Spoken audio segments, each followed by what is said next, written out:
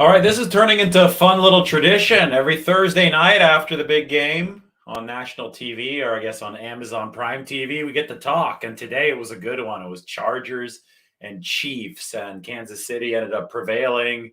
A lot of thoughts about this one. My first question, though, is what's Justin Herbert's status? Because word is that he's getting x-rays on his ribs after he took that shot, but then stayed in the game. But the 49ers, they play both the Chargers and the Chiefs this year. Two dates of those games. Chiefs 49ers on October 23rd, Chargers 49ers on November 13th. So right now it's September 15th as we speak. 49ers gearing up to play the Seahawks. I've got some content about that game for you as we talk here throughout the evening.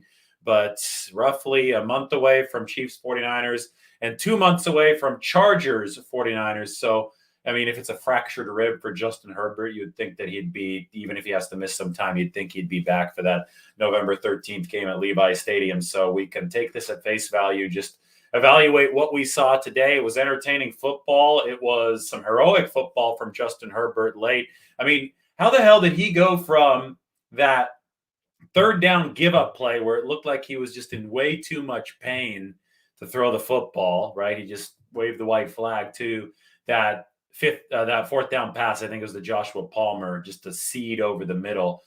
I didn't see him get a shot. He probably doesn't even want to get a shot from the Chargers training staff. No injections from them. We know what happened to Tyrod Taylor. But, it looked like he just resurrected between third and fourth downs. And it was fourth down Justin Herbert in that drive. But before that, in the fourth quarter, before Herbert got hurt, there was some uglier aspect to his play. And, I talk so much about the short game. And this is something that's gotten butchered in 49ers land because I think people have just been too polarized about Jimmy Garoppolo. Yeah, Jimmy Garoppolo is a good short game. That doesn't mean that the short game is easy, as we've seen with Trey Lance. He's trying to get that short game going. I mean, the 49ers couldn't even complete that little pass before halftime against Chicago. I don't care how wet it was. You've got to be able to dump off a 5-yarder to Deebo Samuel. And Trey's got good reason for it. I mean, he's, again, really early in the career cycle right now. And that's probably one of the things that's going to come a little bit later, is the ability to throw the ball from multiple angles. And he explained the other day that a 5 to 7 step drop back is actually an better setup to be able to grip the football, find a dry spot on the football, and especially in wet weather, than a quick snap and throw. Because on the quick snap and throw, you're grabbing the football, you're letting it go. You can have a particularly wet spot. It can slip out of your hands, whatever. So that probably explains some of the short game inaccuracies the other day. Anyway, it was dry in Kansas City tonight, and both defenses were dead set on stopping the big play. Both pass rushes were beating their respective matchups on the line of scrimmage. I think the Chargers were missing their center and their right tackle. So this was going to be a game where you had to get the ball out quickly, where you had to set up yards after the catch. And in the 49ers discourse, it had been terrible over the past couple of years. Everybody just started to take the short game for granted. I don't think they do that anymore, because now they're seeing Trey Lance start to have to work his way to find the timing in that short game. But today, two of the biggest names in the game, Patrick Mahomes and Justin Herbert, both had to execute the short game to stay in this game. And then it was a failure of execution in the short game where Justin Herbert threw the 99-yard pick six. That's what knocked the Chargers out of it. So the importance of the short game is so, so important. And I think it just underscores how important it's going to be for Trey Lance to develop the timing, the accuracy, the precision to set up yards after the catch. I mean, the people who talk about the short game not being important wouldn't have enjoyed Bill Walsh, right? Bill Walsh, Joe Montana, they're about setting up yards after the catch. Jerry Rice's career was predicated on that. You take your calculated deep shots, but boy, especially in that era of an NFL when pass rushes were regularly beating offensive lines, and I think we're already in an era that's similar to that now, you have to be able to get rid of the ball quickly and on time to set up yards after the catch. And in their good years, and that's been essentially the years in which Garoppolo has finished the season healthy enough to play, the 49ers have led the league in YAC. They've led the league in yards after the catch. So I thought today was a great, great example of that short game being so important. And especially, the Chiefs and the Chargers. Here you go. The Chiefs had 18 runs and 35 passes today. The Chargers had 24 runs and 48 passes today. You look at these two ratios, that's a 2-to-1 pass to run ratio. Now, this is something that the 49ers do not do. In fact, I mean, they're one of the only two teams over the past couple of years that has run over 50% of the time. So look at these two ratios.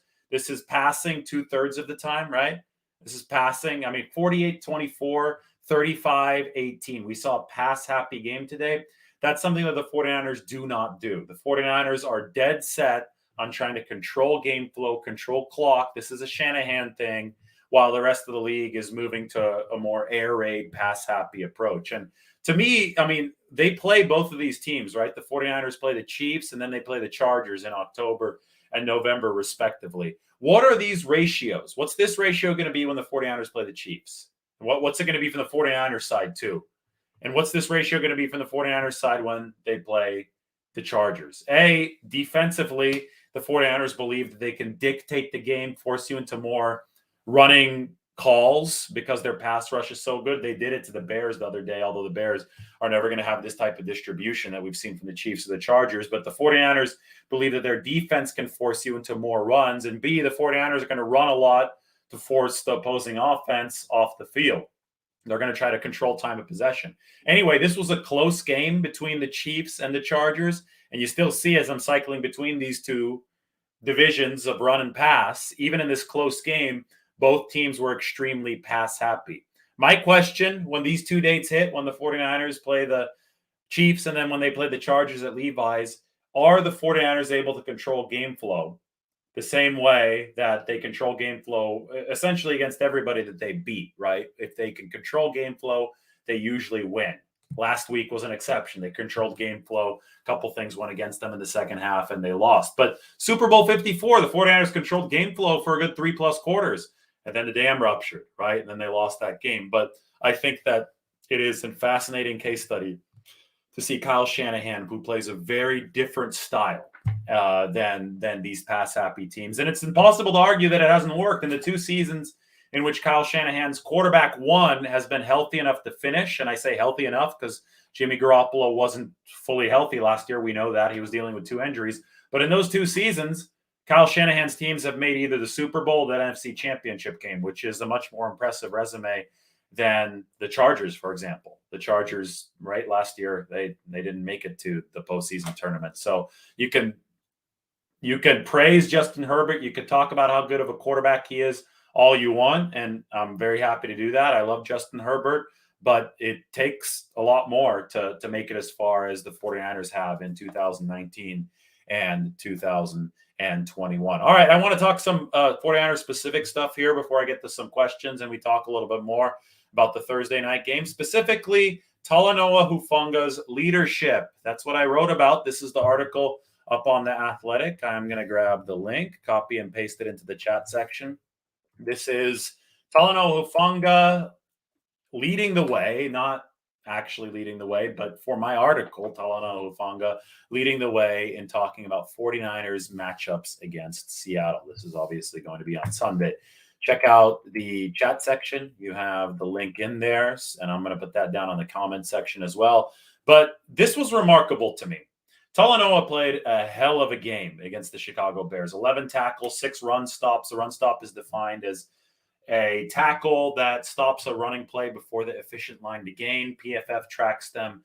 That was the 4th highest total of week 1 in the NFL for Talanoa Hufanga. He was flying around. His instincts were on point. When I talked to him on Wednesday, he mentioned how working with Troy Polamalu has really gotten him confidence in his first step. And that confidence in his first step has allowed Talanoa Hufanga to overcome 4.6 speed. He wasn't that fast coming out of USC. That's why the 49ers got him in the 5th round. But he is confident. He's fearless. He goes in there with that first step, and it looks like he's playing at 4.3 speed, not at 4.6 speed. But anyway, we talked about this with Talanoa. I just walked up to his locker the other day. And, awesome quote, because he immediately started talking about the play that didn't go so well against Dante Pettis, 51-yard touchdown. And this is what Talanoa said.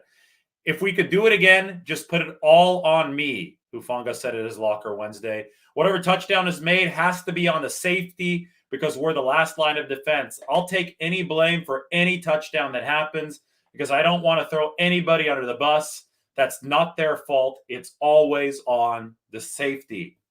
That's that accountability gene right there from Talanoa Hufanga. Now, if you watch the play, the coaching points on this play from Shanahan were, when Fields gets away from our pass rush, we can't possibly cover for that long. And that might be realistic. You can't cover for 4, 5, 6 seconds as the 49ers would have had to on that play. But, instead of just hiding under an excuse from the coach that really was already supplied for him, Talanoa Hufanga said, no, I should have just taken a peek at Justin Fields and I should have plastered Dante Pettis. And I think Pettis even spoke in the Bears locker room after the game, and he said that he wasn't properly executing that play. Dante Pettis should have been running with Justin Fields to the left to help bail out his quarterback. Instead, Pettis was just sitting there, probably for similar reasons as the 49ers cut him a couple years ago. And because of not running the play correctly, he was wide open because nobody expected Pettis to run the play wrong. That's why I called it a fluke at the time.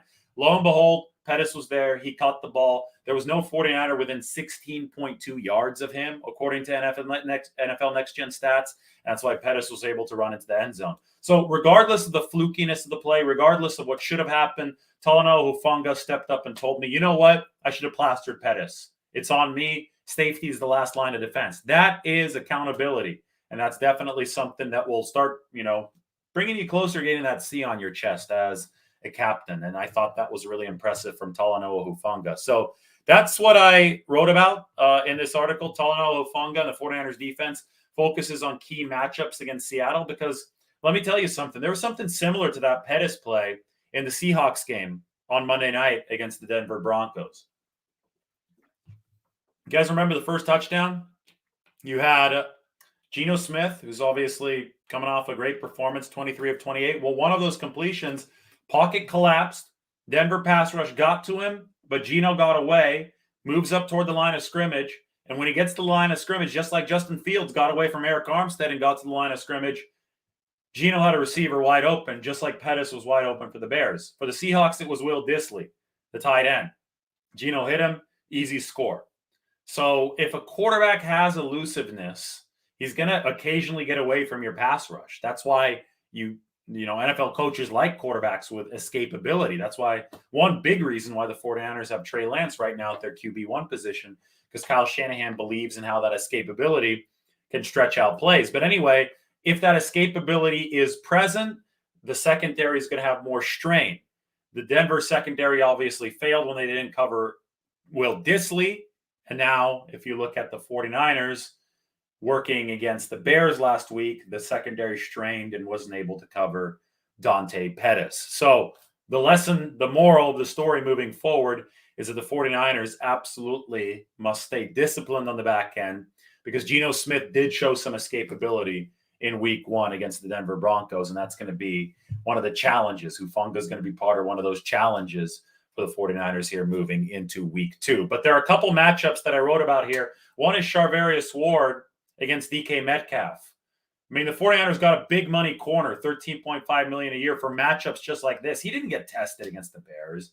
Their receivers weren't any good. Pettis scored on a fluke play. Equanimeous St. Brown scored with no defenders within 5 yards of him. Those weren't big-time contested catches. The first real receiving core that the 49ers face is coming this weekend. This weekend, they face DK Metcalf and they face Tyler Lockett, who's been one of the 49ers nemesis. Do you say nemesis or nemesis? It's definitely been one of public enemy number ones against the 49ers over the past several seasons, and one of the best slot receivers in football. So the 49ers paid big money for a corner like Charvarius Ward to step up and to plaster a DK Metcalf, 6'4", 4'3" speed, all that. They also drafted Samuel Womack to take on, whenever Tyler Lockett's in the slot, to take on somebody like Tyler Lockett. Now, Lockett lined up on the outside more than he did on the inside in week 1 against Denver. So maybe we see Charvarius Ward have to take on Tyler Lockett. Maybe it's Emmanuel Mosley. But Samuel Womack is going to definitely get some snaps against Tyler Lockett, and that's going to be key if the 49ers are going to turn around their fortunes and also turn around the fortunes of Geno Smith, who went 17 of 18 to open the game. Now, we talk about Charvarius Ward. Big reason the 49ers got him is because, I mean, the teams that you have to conquer to get to the mountaintop, the Chiefs, maybe the Chargers this year, look how often these guys pass compared to how often they run. Today was Exhibit A. You have to have a top corner in this league. I don't care how good your pass rush is.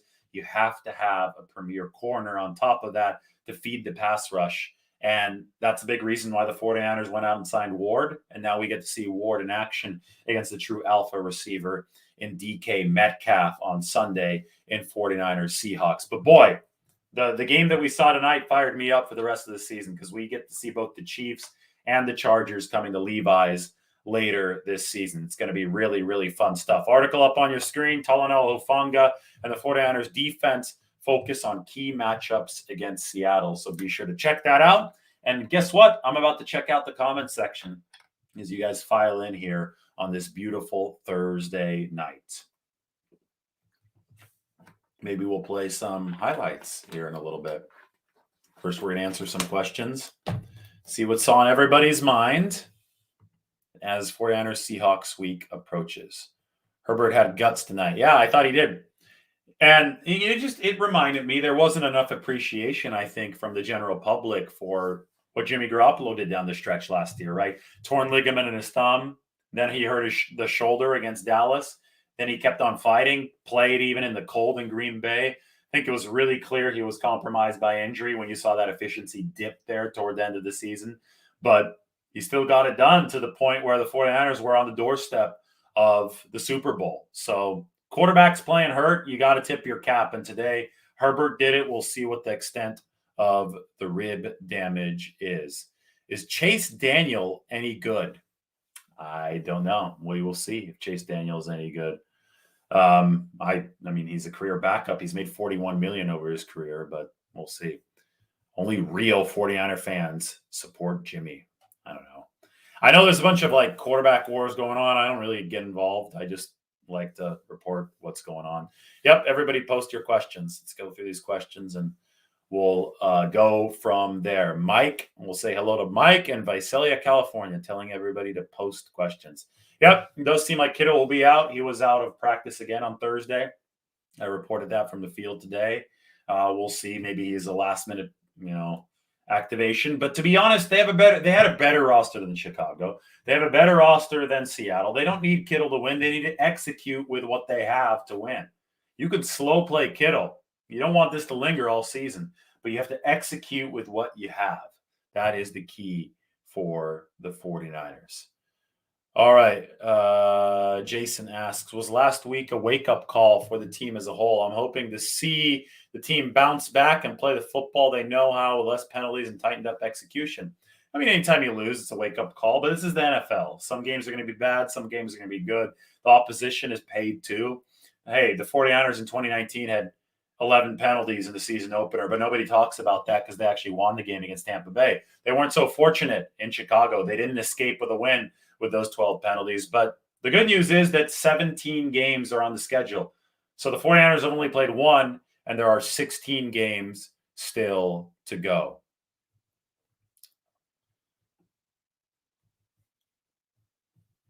Hufanga, a star on the rise. I think so. That's why he's up on the screen. That's why I wrote about him this week. I mean, those instincts are nothing new. Best new food options at Levi's. All right, that's a good question. I'm going to go ahead and open up some YouTube videos, and we're going to recap today. We'll play the food tour here. So today was the food tour at Levi's Stadium, one of the best days of the year. So at least for me, because it was a good lunch. So I got to taste test some stuff. You get to hear from the sources themselves, the chef himself, on the Levi's food tour. So I'm going to get this up on the screen for you, and we will play this sucker. Here we go. All right, you guys ready to go? Let's get this volume up. Let's see the food tour today from Levi's Stadium.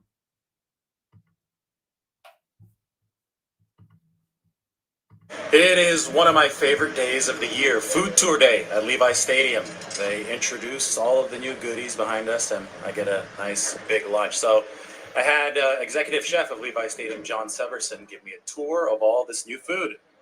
So, my name is John Severson. I'm the executive chef here at Levi Stadium. I'm going to walk you through this awesome showcase of all the new items that we're going to be doing this coming season.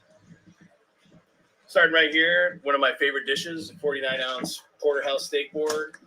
Classic, kind of all the steakhouse sides. Drop it in your sweet area. Awesome. This is going to be on our sweets menu. New local burgers, fun toppings. Everybody loves poke, so we're doing that in our premium areas and suites. Got a great partnership with Tony G. So this is a shout out that Tony put together and his toppings of choice. We call it the Gold Rush Pizza. Tony out of San Francisco. He's great. 12-time, 13-time pizza champion. So it's great to be in a partnership with him. Awesome relationship with some new vendors and desserts. This cream and sugar company out of Wyoming, they do some really cool stuff. So we're bringing them in this year. Psycho Donuts, right? More Tony's Pizza that we do in concessions. So you got the premium on the concession side. Tostitos, great partnership with them. All kinds of cool loaded nachos. Walking tacos are new this year. And then these are our three showcase partners that we're bringing in. Local restaurateurs. We got Burgess Brothers out of Sacramento. We got Super Duper, awesome burger shop that does garlic fries, killer fries. And then Puesto does some amazing tacos. But this year we're going to be showcasing some burritos. We're going to be showcasing some taquitos, right? And then really great, fresh pop and flavor from Puesto. So, has a burrito been available at Levi's before? Not from Puesto. So we're excited to see that happen. So sweet. Yeah. Well, I like the soup of the Tony G's. Tony spot is awesome. Yeah. So we're super happy to be in a good relationship with him and allow us to be the curator of his products. So thank you so much. Oh, here's the liquor. Can't forget about that. They had a nice display there in the club.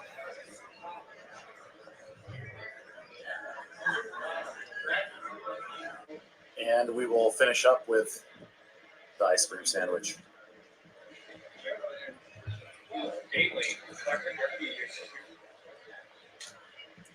I approve. It's a good day. See you guys. It was indeed good. So you guys can pick your best new food options. I really enjoyed the poke, but I guess that's only going to be available in the sweet levels. The Tony G's pizza is cool. Next time that I'm in North Beach, which might be tomorrow night, maybe I'll do a surprise live because I'm going to be at the San Francisco Italian Athletic Club tomorrow night, which is right on Washington Square, right there, right like half a block away. Tony G's Pizza Napolitana. That is award-winning pizza.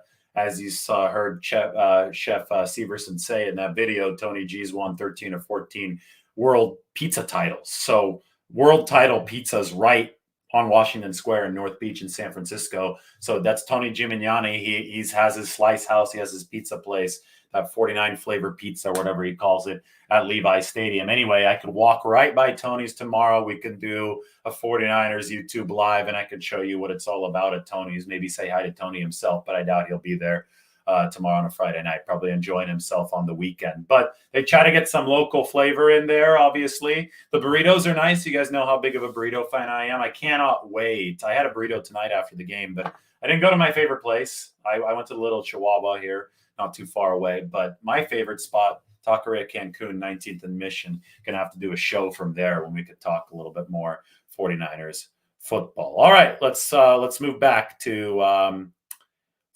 here. Do you think Jeff Wilson Jr. will carry as much as Elijah Mitchell would? No, I don't think so. I think they're going to go for a little bit more of a committee approach. Berea, yeah, I agree. It's good. They had that burrito there as well, so that was awesome. Jason wants a bottle of the Gold Bottle whiskey. They sent me some. I got some at home. I use it as decoration, though, because it's just such a nice bottle. I mean, some of this stuff, I have some of these like Warriors Championship, 49ers Championship wines, over the years you just get and you collect and those are bottles you're not supposed to open, right? You just kind of use them there for decoration. So I feel that whiskey. I'm like, ooh, this gold bar of whiskey. Nice. Definitely aesthetically pleasing. All right. Yeah, the beautiful bottle. All right, more questions, guys? Yeah, that's why you got to get 2. But they got to send me 2 then. They got to send, because I don't buy these things. They got to send me 2. If they want me to taste it, send me 2. So one could be a decoration and one you could try. Biggest concern against the Seahawks. That's a good one. It's a good one from Mike. The biggest concern is that the Seahawks are good at beating you when they're worse than you. The Seahawks have a very good record over the past 10 years. It's just slightly under 500 when they get outgained. It's very hard to win when you get outgained, obviously, because it usually means that you're not playing as well as the other team. But the Seahawks have been so good in the red zone, especially red zone defense, and they've been really good on special teams, especially special teams over the past decade plus. And they did it against Denver. The 49ers were outgained Chicago and lost. The Seahawks were outgained by Denver and won.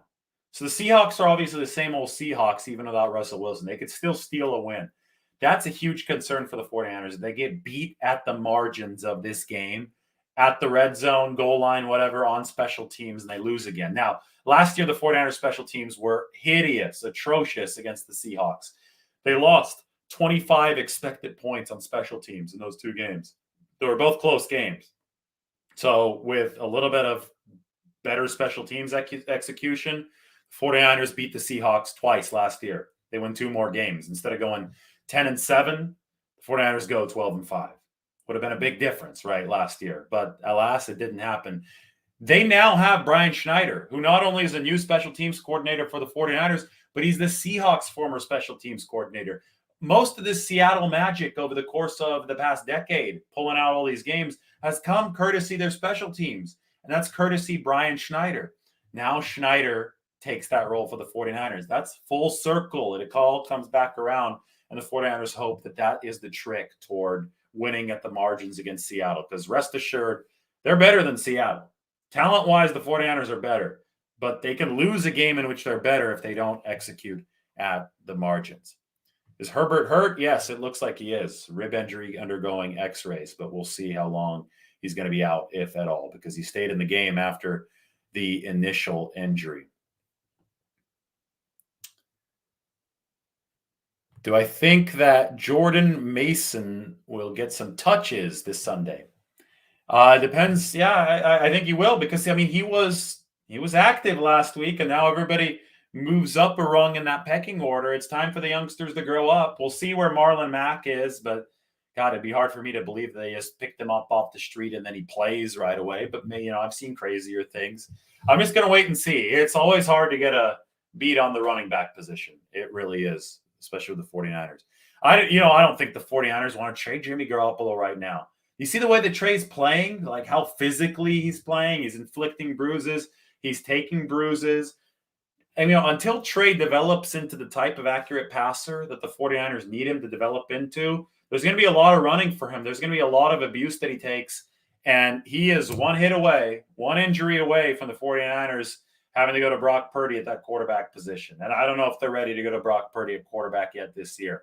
You need that insurance for Trey, which is why bringing Jimmy back was such an important situation and such an important accomplishment for this 49ers team. They didn't expect to have that luxury, but they do now. So now you better get a massive trade return, especially if you're still in contention, if you're the 49ers, for Jimmy Garoppolo before you think of trading him, because you could ship him away. And then the week later, Trey Lance can get hurt. And then where are you at quarterback? You're at a dead end. So I don't think that Herbert's going to be out for the whole season. I think that he was able to finish this game today. If they're broken ribs, maybe a few weeks. Maybe he puts on a flak jacket, plays right away. But I just think that the price for the 49ers to be willing to move on from Jimmy Garoppolo at this point would be really, really high, as it should be given the dynamics of their quarterback room. Considering the rain, what's the likelihood Danny Gray becomes active this week? Well, there are 2 factors at play. Seattle has a lot of young corners, young DBs that maybe the 49ers feel they can burn. But B, yes, that wet weather, again, that takes a little bit away from any potential deep passing game. It's going to come more down to special teams. And if Deebo Samuel is going to be playing a ton of running back for the 49ers, which might be the case now without Elijah Mitchell, you might be able to justify having 6 wide receivers active for this game. And that includes Malik Turner up again from the practice squad. They have 2 flexes left, 2 activations in the practice squad left. You get a maximum of 3. So I'm really excited to see what the actives and inactives look like, because if there are indeed six wide receivers up, I do think that Samuel is destined for a big role at running back in this game. Yeah, you think special teams will win the 49ers the game? That'd be awfully poetic. It would make sense.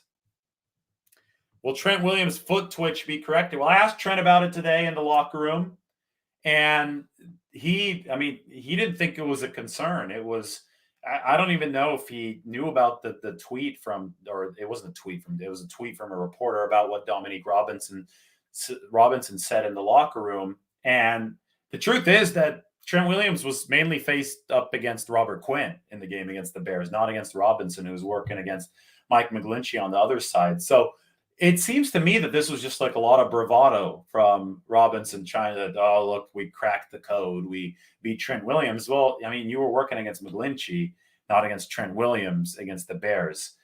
Until Williams has two bad, healthy games in a row, and I get it, he wasn't great in the NFC Championship game, but he was playing on a high ankle sprain. That was 5 pressures allowed. Then the very next game was week 1 here against Chicago. That was 3 pressures allowed. Until, that happens 2 weeks in a row, I don't think that there's anything really to worry about technique-wise for Trent Williams. Because if he was doing and giving something away, he's been in the league for a decade now. Somebody would have noticed, right? He wouldn't have been the all-pro player perennially that he has been. Okay, let's see. I don't know how the 49ers could have kept all their running backs, right? They already kept the max, right? They already kept, on the initial roster, they had 5. And then they had to cut Sermon the next day because they had to bring in Blake Hance, the offensive lineman. So it's hard to argue the 49ers could have taken another running back. I mean, it's almost impossible to argue. It was unprecedented as it was to take 5 on the initial 53. So injuries are going to happen. The 49ers kept as much depth as they could at the time, and now they have to just reach back further into different pools of depth, and that's why they signed Marlon Mack this week. How many turnovers will there be? That's a good question, but it's going to be raining, maybe. Yeah, it looks like a pretty high percentage chance of rain, so we'll see moving forward. Should have kept Mostert. Well, I mean, if people complain about running back availability on one end, and then Mostert gets hurt all the time, and then on the other end, people are saying they should have kept him. It's hard to win if you're the 49ers in that situation. With Ward's leadership not present last week, would you say that's one of the reasons why the 49ers defense lost its composure on a couple key third downs? It's very possible. I mean, Hufanga in the article, Hufanga himself said that, I'm putting it back up on the screen, he said here that it was my fault. It's the safety is the last line of defense. Jimmy Ward's a safety. Maybe that plastering happens more effectively if Jimmy's available. It's just really, really hard to know. Do you have predictions for Deebo's usage on Sunday? That's a great question, and I really think that they're going to – I mean, he was their primary guy behind Elijah Mitchell at running back last week. Why would that change? I mean, if he was the primary guy last week, somebody's going to have to usurp Deebo Samuel in that role this week. There's no governor in his contract. Deebo doesn't mind playing running back. Kyle Shanahan even said it the other day. I'm going to look up this quote. I mean, he said the end result's the same, whether Deebo's playing running back or receiver.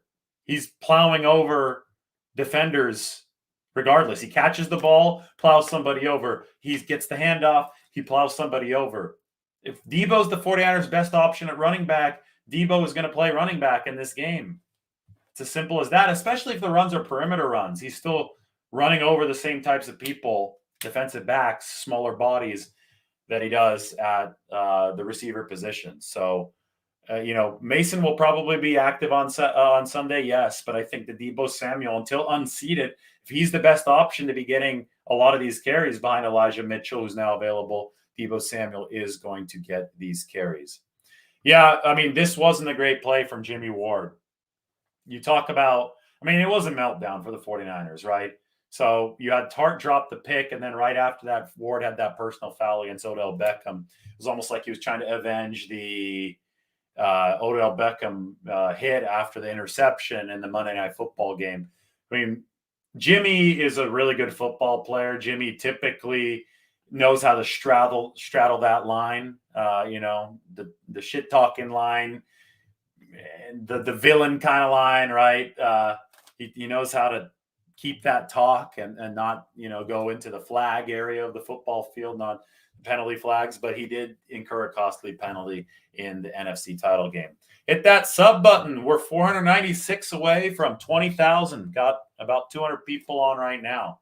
Mike has never said truer words, and Mike speaks a lot of true words right there. Of course, Joel, thank you guys. It's not Moody Award, it's Mooney Award. It's Charvarius Mooney Award. Mooney is his nickname. Supposedly all of his siblings have nicknames because Charvarius said that his mom gave every one of his siblings a really complicated, hard to say or spell name. So Mooney is his nickname, and then all the other siblings have their nicknames. Yep, Mooney right here. This is how you spell it. I mean, I don't get it. So one season opener caused you to lose faith in Kyle Shanahan. Here's the thing. Shanahan has had 2 seasons in which his QB1 was available to finish the season. And one of those, he wasn't even healthy, but he was available. In both of those seasons, the 49ers have made at least the NFC Championship game. There's no other coach that can say that. 100%. QB1 available, at least the conference title game. I mean, yes, Shanahan, there's criticism for picking, I guess, players who might not be as durable. I don't know. But a lot of that is bad luck, good luck, right? The truth is, when Shanahan's had a healthy roster, his teams have performed. And only 1 out of 32 teams wins the Super Bowl every year. So that would be a lot of coaches that you're not having any faith in if you're just relying on judging this by who wins the Super Bowl at the end of the season.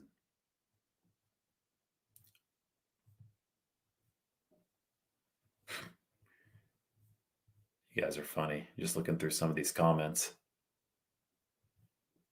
This is it right here. What is the alternative? Because this is how you measure it. This is how you measure coaching demand and coaching quality, or at least how the league views it. The 49ers fired Shanahan today. At least 20 teams would fire their own head coach and bring in Shanahan instead. They would just, he would have another job right away. The grass is always greener on the other side. Let's put it that way. And I think people need to be wary of that dynamic. All right. I'm going to go back through a couple of things that we talked about today, but it's been great to have everybody on the show. Got to wake up early tomorrow morning, do some more writing. Speaking of writing, you should check out what I wrote here. Talanoa Hufanga on the 49ers. I'm going to copy the link. The 49ers Seahawks matchups, I should say. Put it in the chat section for you guys. Check it out right there. Talanoa Hufanga, 49ers. Another matchup in this game that I talk about in this piece, the Seahawks have 2 rookie offensive tackles. Charles Cross out of Mississippi State on the left side, Abraham Lucas out of Washington State on the right. I think the 49ers need to feast against those guys, make it as easy as possible for the secondary. Did I check out the place for writers? No, I haven't checked out the co-working space for writers. But I am joining the San Francisco Italian Athletic Club. That's going to be fun over on Washington Square. See if Jimmy Garoppolo joins too. Maybe get Greg Papa in there. All these good Italian last names. But the grass is greener where you water it. What a great adage to finish out the show. Thanks, man. Good stuff. All right, everybody, like the video, sub to the channel. These videos, they take some time and effort to bring to you guys. I'm happy to keep on bringing them, but the support is much appreciated. It's 49ers Seahawks week. We'll talk to you all soon. Thank you, everybody, for joining tonight's live. Hope you enjoyed Chargers Chiefs. 49ers played both of those teams this season, so we've got a lot of good football to look forward to. Everybody take care. Have a good Thursday night. Weekend is almost here. Bye now.